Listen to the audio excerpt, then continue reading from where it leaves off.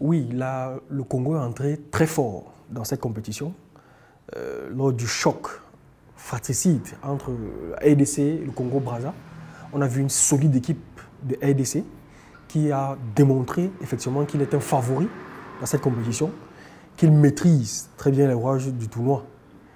La victoire était évidente contre le Congo dans un match âprement disputé. Mais après, il y a Dame Covid qui a été l'invité surprise. Et à quel moment? Le jour même du match contre la Libye qui est également un champion de ce tournoi, parce que la Libye a remporté l'édition, je crois, de 2011. De 2014, voilà, de 2014. C'est une équipe qui connaît aussi la compétition. La RDC, dans ce match, est entrée très timidement.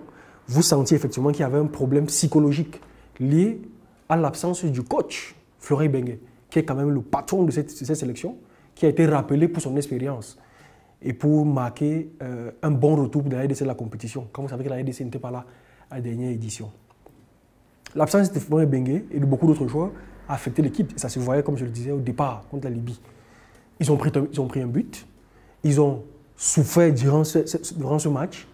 Il a fallu le coup de génie du joueur Toulengue qui a envoyé une mitraillette pratiquement au milieu de terrain qui est allé surprendre le gardien libyen.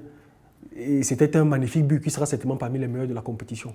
Ce but, certainement, va redonner un peu confiance à la RDC qui, à travers ce match nul, a compris que malgré l'absence du technicien et des cadres de l'équipe, elle peut se surpasser et gagner son troisième match contre le Niger.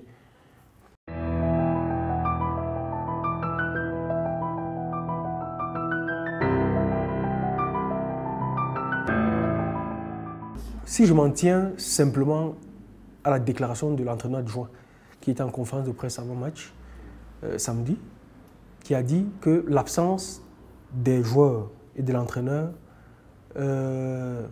ne constituera pas un réel frein, vu que ces joueurs et ces entraîneurs absents restent dans le groupe.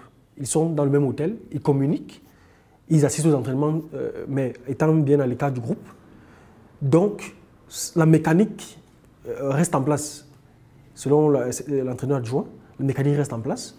Et quand on connaît le mental des joueurs de la RDC, vous savez que les joueurs viennent des plus grands clubs congolais, AS Vita, TP Mazembe et autres. Donc, quand vous connaissez la logique des joueurs congolais, la culture du football congolais, vous vous rendez bien compte que ce soir, ils ne viendront pas en victime résignée contre le Niger. Le Niger, lui aussi, qui cherche une qualification, une belle équipe du Niger, qui pêche par son manque de réalisme parfois. Ils ont des sérieux problèmes de finition qui sont en train de travailler parce que l'entraîneur promet effectivement d'amener les attaquants à travailler devant les buts. C'est une rencontre à gagner. Donc le Niger qui arrive là, avec le coach Doula, vient gagner cette rencontre et ça augure d'un choc explosif ce lundi 25 janvier 2021.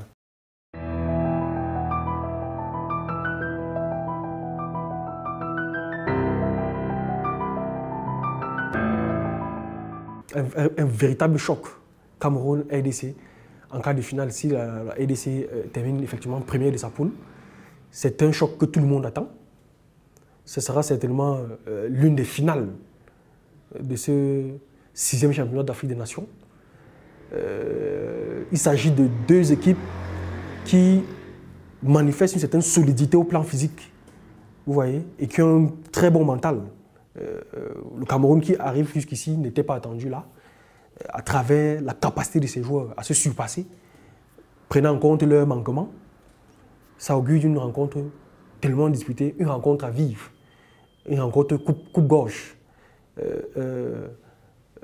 Malgré, je dis bien malgré l'absence d'une bonne partie de l'équipe du Congo, le Cameroun aura faute à faire contre la RDC.